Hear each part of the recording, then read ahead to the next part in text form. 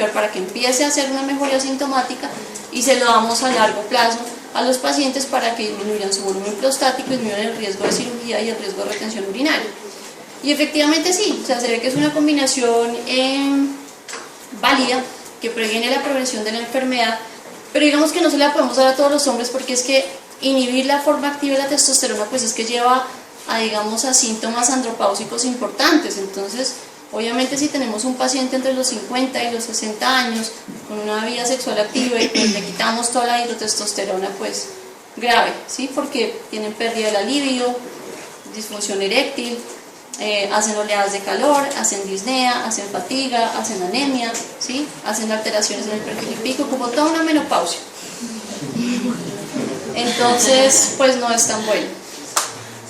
Entonces, ¿a quién se le indica esta terapia combinada? Pues a hombres con síntomas moderados a severos, con un alto riesgo de progresión. Entonces, esos pacientes que son más bien ya viejitos, que tienen próstatas muy grandes, esos pacientes son los que se benefician de esta terapia, y lógicamente tienen que recibir su tratamiento por lo menos unos 12 meses. O sea, si uno le va a dar inhibidores de la 5-alfa reductasa por 6 meses a un paciente, no tiene sentido, porque pues no vamos a alcanzar el objetivo que estamos buscando. Digamos que entre el manejo farmacológico, ya lo último que se ha venido hablando en los últimos 2 años son los inhibidores de la 5-fosfodiesterasa. Este tipo de medicamentos, como el tipo Viagra, sildenafilo, tadalafilo, vardenafilo, actúan de esta manera. Entonces lo que hacen es inhibir esta enzima y incrementan los niveles de guanosina monofosfato en la célula, y esto se traduce básicamente en disminución del tono muscular. Entonces, dentro de estos medicamentos, solamente el que se ha probado y el que se ha estudiado para estos fines en hiperplasia prostática es el tadalafilo. Bueno, el sildenafilo y el vardenafilo no están aprobados todavía para uso en hiperplasia prostática. Y el tadalafilo pues se ha visto que tiene una muy buena respuesta. Cuando lo da en dosis diarias de 5 miligramos día en un paciente que tiene una hiperplasia prostática y que además sufre disfunción eréctil, pues digamos que se matan 2 pájaros de un solo tiro. Entonces, les ha ayudado bastante. Está indicado en pacientes que tienen síntomas moderados a severos y en hombres que tienen o que no tienen disfunción eréctil, pero digamos que su mayor aplicación pues es para los pacientes que tienen la concomitancia de la disfunción eréctil. ¿Listo? Bueno, y en cuanto al tratamiento quirúrgico, pues digamos que tenemos a grandes rasgos 2 formas de operar la próstata. Podemos hacerlo por vía endoscópica o podemos hacerlo por vía abierta. Dentro de las vías endoscópicas, el patrón de oro para el tratamiento de los pacientes es la resección transuretral de próstata, ¿sí? La resección transuretral de próstata se hace con un equipo que se llama el resectoscopio, que es el primero que están viendo allá en la gráfica. El resectoscopio, entonces entramos a través de la luz uretral y lo que tiene es un asa, que tiene como una forma de U, y hace la resección del tejido por medio de resección con conducción de ondas eléctricas. Bueno, entonces lo que hacemos es cortar el tejido. Hacemos unos cortes, entramos por la uretra, nos paramos en el veno montano, tal como se ve en la cistoscopia, y empezamos a resecar esos lóbulos con esa asa. El problema de esto es que necesitamos, para hacer ese procedimiento, una solución que no conduzca. Entonces utilizamos la glicina, ¿sí?, como medio para trabajar en la RTU de próstata. El problema es que cuando utilizamos glicina por más de 60 minutos, ¿sí?, la glicina empieza a entrar a través de los senos venosos prostáticos, y eso nos empieza a hacer todo un efecto dilucional en el cuerpo. Entonces, generalmente, los pacientes que están llevados a resección transuretral de próstata y que tienen una resección de más de 60 minutos, tienen riesgo de hacer un síndrome post-RTU. El síndrome post-RTU es un síndrome que aparece por eso, en respuesta a la absorción de glicina prolongada. Es un estado hipervolémico, se presenta con hiponatremias dilucionales, generalmente hay alteraciones del estado de conciencia, alteraciones a nivel de los signos vitales. Son pacientes que hacen taquicardia, hipotensión. Digamos que se presenta de forma muy poco frecuente, alrededor del 1 al 5% de todos los casos, pero se presenta, y cuando se presenta puede llevar a alteraciones graves. Entonces, por esta razón es que las próstatas pequeñas, es decir, las que son menores de 60 gramos, las operamos por vía endoscópica con RTU de próstata. Porque si tenemos próstatas muy grandes y las sometemos a este procedimiento, pues obviamente el riesgo de síndrome post-RTU va a aumentar.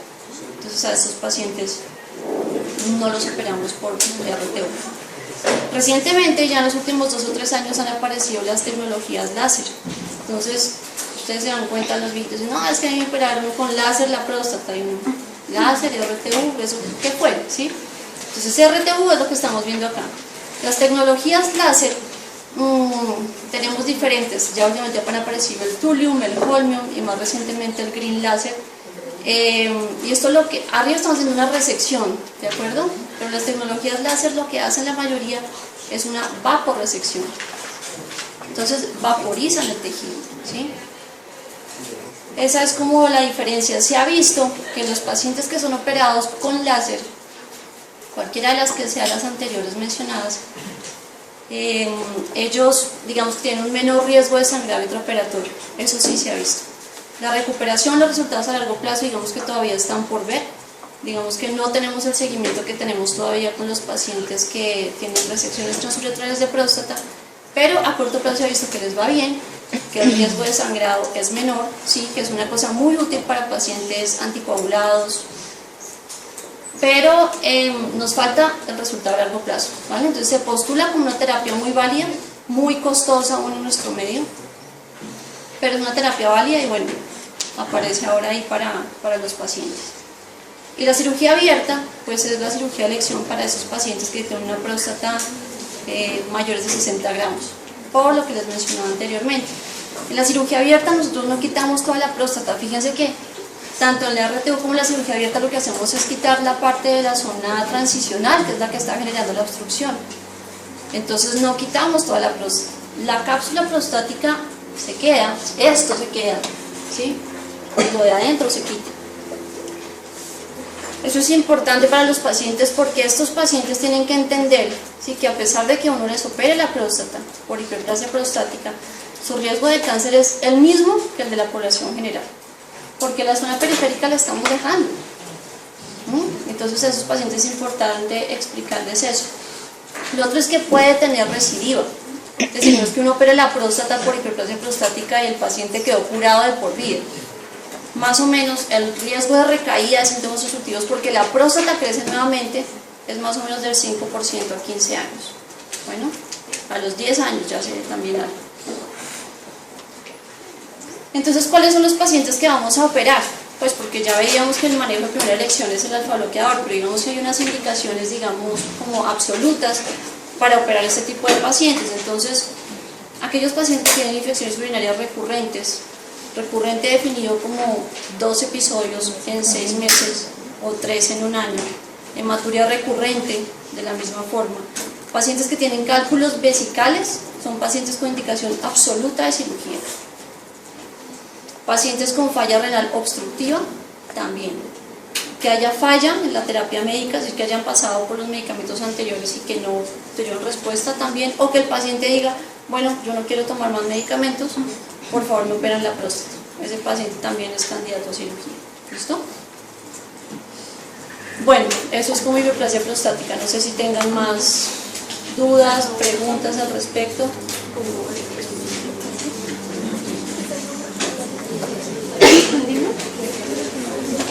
Porque si la cafeína y el alcohol son diuréticos, o sea, no sería como bueno para el paciente. Claro, eso es lo que piensa mucho. Por ejemplo, los pacientes también piensan como, bueno, es que yo tomo furosemida y tomo hidroclorotiazida para la próstata.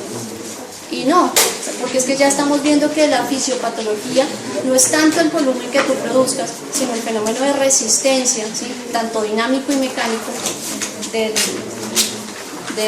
la patología, ¿sí? Entonces digamos que el hecho de que tú tengas mucho volumen urinario no quiere decir por eso que tú vayas a orinar bien. Aparte, la cafeína ya se ha visto que eso tiene estimulación sobre las fibras tipo C en la vejiga, y eso lo que genera es una sobreestimulación del defensor de y hiperactividad vesical. Y, o sea, pero es una diagnóstica, ¿ya empieza tratamiento farmacológico o hay como...? No, la idea es que sí, la idea es que un paciente que tiene síntomas obstructivos que alteran calidad de vida se le inicie manejo farmacológico, a menos que cumpla con una de las indicaciones absolutas de cirugía para cirugía de ¿Y ese manejo es por toda la vida o no hasta que disminuyan los síntomas? El manejo es, o sea, tiene que seguirlo toda la vida, ¿sí? O hasta qué punto, hasta que el paciente diga, bueno, yo me estoy tomando eso, pero es que eso ya no me sirve. Otra vez me estoy levantando, otra vez. Entonces, en ese momento se piensa en cambiar eso por un manejo quirúrgico.